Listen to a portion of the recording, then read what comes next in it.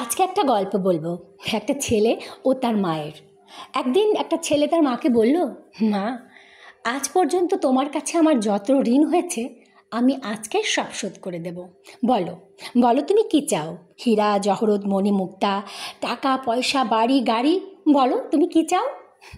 মা স্মিত হেসে বলল, খোকা, আমি শুধু চাই আজকে রাতটা তুই আমার কাছে থেকে যা। এক রাতেরই তো ব্যাপার। তখন ছেলে বলল, তাই তো, এক রাতেরই তো ব্যাপার, আচ্ছা ঠিক আছে, আমি তোমার কাছে আজকে থাকবো রাতটা। তো রাত হলো। একটু পর মা বলল, খোকা, আমাকে একটু জল দিবি, বড্ড তেষ্টা পেয়েছে। তো ছেলে এক গ্লাস জল নিয়ে মাকে দিল। মা এক চুমুক জল খেয়ে পুরো গ্লাসের জলটা বিছানায় ফেলে দিল। বিছানা গেল ভিজে। ছেলে বলল, মা, এ কী করলে? বিছানা তো ভিজে গেল। মা বলল, খোকা, এক রাতেরই তো বিষয়, তুই একটু ম্যানেজ করে শুয়ে নে বাবা।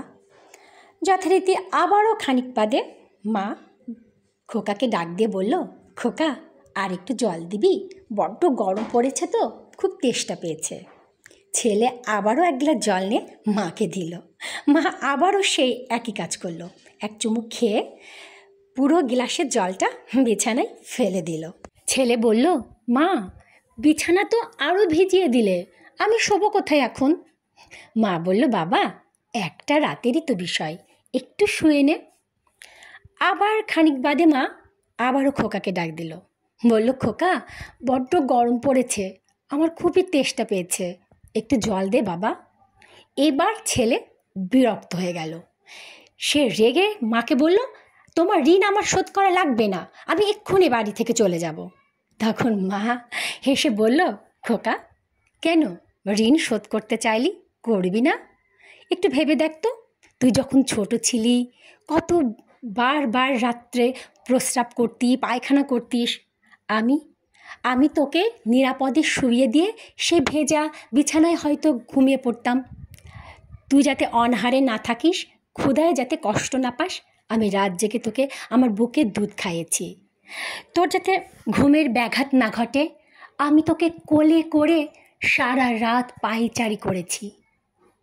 আর তুই কিনা একদিনেই সব ঋণ শোধ করে দিতে চাস? সন্তান তখন উপলব্ধি করল, আসলেও তো তাই। কত রাত মা না ঘুমিয়ে আমার জন্য হয়তো জেগেছিল, কত না কষ্টই আমার মা করেছে। অজান্তেই সন্তানের চোখ দুটো ভিজে গেল। সে মাকে জড়িয়ে ধরল, বলল, মা, তুমি তো ভগবানের আরেক রূপ, আমার অপরাধ হয়ে গেছে, আমাকে ক্ষমা করে দাও। আমার এই ভিডিওটি দেখে যাদের চোখ অশ্রু সিক্ত হয়েছে, তারা তাদের মাকে একবার জড়িয়ে ধরুন আর মাকে কৃতজ্ঞতা জানান। সত্যি বলতে মায়ের কোনো বিকল্প হয় না, এটাই সত্য। আমার এই ভিডিওটি যাদের পছন্দ হয়েছে তারা শেয়ার করে দিন, লাইক করুন আর কমেন্ট করুন। ধন্যবাদ সবাইকে।